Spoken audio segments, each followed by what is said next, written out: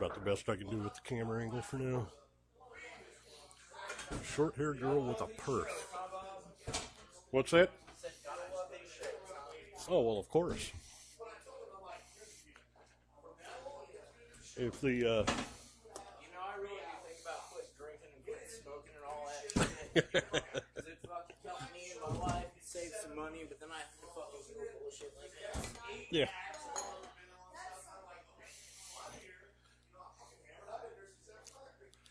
Yeah, it's always these it's always the hip hop shows, and especially the fucking clown rappers. You would think after 5 times insane, we're never gonna have this again. You wouldn't have it again. Yeah. And there's been like 3 times people got punched out of 5. Yeah. What do you want to bet they did? What, 300 at the bar? Every single person that came in, except for 3 people, had a ticket, and they were selling tickets outside the door. Well, I got paid, so you know. we got 40 on the door. So. Right.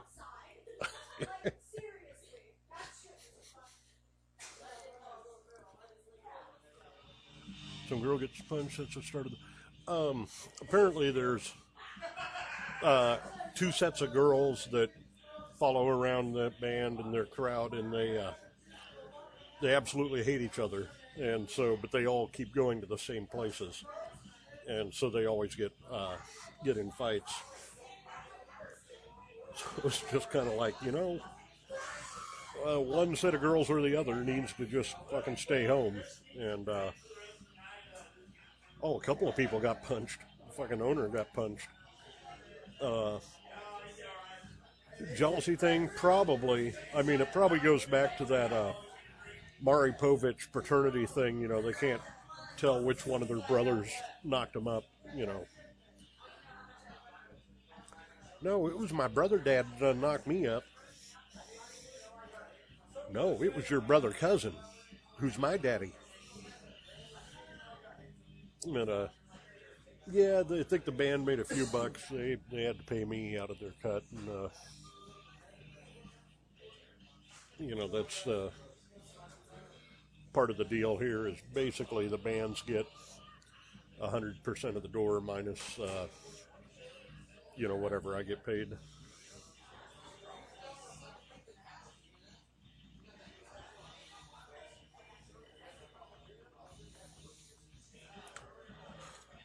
Huh. 1:30. Well, wait, it's not 1:30. It's 12:30. Looks like they let a couple of people back in. That's kind of a. Do you have other bands play? You mean tonight? No, the show's over for tonight, but most of what we do here is rock, alternative rock, death metal kind of stuff.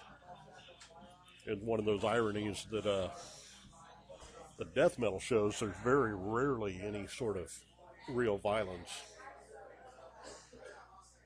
Yeah. It's mostly just Friday and Saturday that there's fights. I mean, concerts. Then Thursday night, tomorrow night, they have kind of the rave trance, whatever you want to call it. Dubstep, DJ type stuff. Too much baby mama drama. Yeah.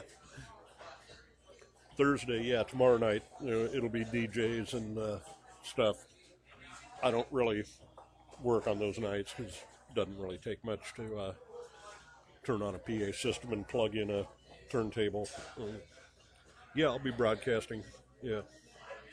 Sometimes those, you know, it's broadcast for those is just kind of the same view of the dance floor, and you'll see the DJs up on stage and a couple of different lights flashing. But sometimes there's some really cute little girls that come up and they're go-go dancers, and they get on stage. And what's the name of the bar? The Booby Trap. The Booby Trap Bar, Topeka's home of live music.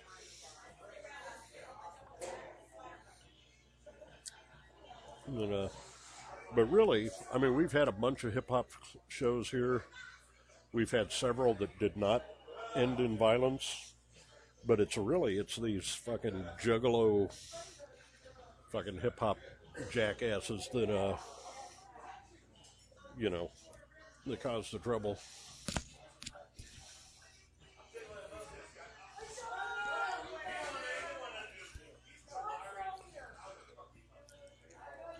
Yeah. Everybody's telling their war stories.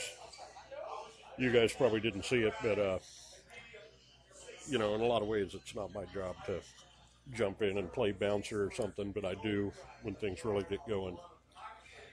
But I'm old, I'm out of shape, and I'm really mean and nasty. You know, I'm not a badass at all. It's, you know, I'll scratch somebody's eyes out, you know. But anyway, the owner was getting into it. That's the owner, Brian. You see all the way down at the other end of the bar. But he was trying to get people out. Grabbed a couple of girls, was trying to wrestle them towards the door, and another guy came around and grabbed him by his hair and tried to punch him. So I had to throw my glasses and hoodie off and go down there. I didn't actually get in any sort of, you know, wouldn't be able to handle the punk kids these days with the beard. Yeah. Oh, you mean the owner? Yeah.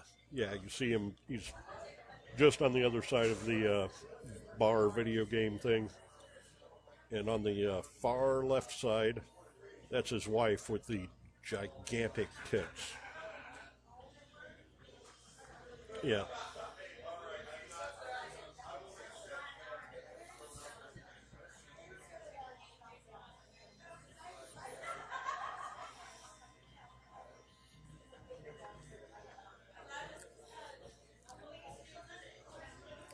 Yeah, you see those? You could park a car on top of those. Oh, yeah, those are real. And it's not just an optical illusion because she's so tiny. I mean, she's like 4'5". On her back, she's fucking 5'7". But yeah, just lay on those puppies. Yeah, and I don't even give a shit about tits, except for her, I can't help but stare at her cleavage because it reminds me of Justin Bieber's butt. You know, if I can just have a hole installed between her boobs, you know. Yeah, my God.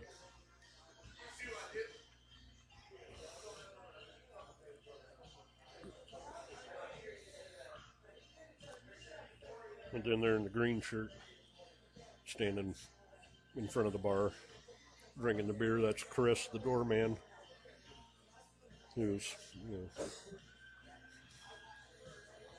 know, he just walked outside to, oh, he got popped in the mouth. He was kind of bleeding a little bit, cut on the inside of his lip.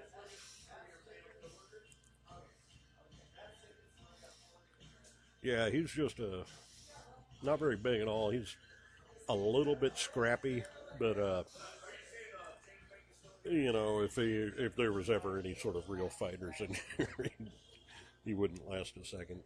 He's getting better though. He's these days. When he first started about a year ago, he would pretty much start as many fights as he'd break up.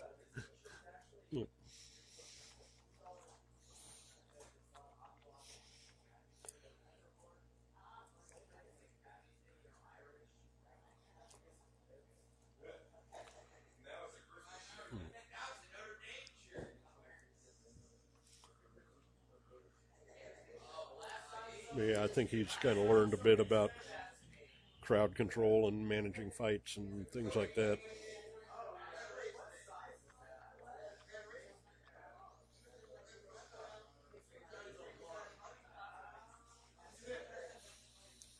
But yeah, it just says a lot about the mentality of the kind of the juggalo crowd.